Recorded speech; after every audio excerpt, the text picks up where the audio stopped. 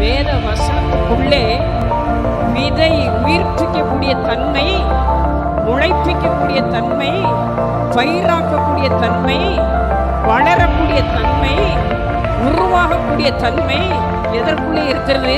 வேத வார்த்தைக்கு உள்ளே கர்த்தர் வைத்திருக்கிறார். நம்ம நினைக்கிற சாதாரண வெள்ளை பேப்பரில் கருப்பு மையோட எழுதப்பட்ட ஒரு எழுத்து நினைக்கும்.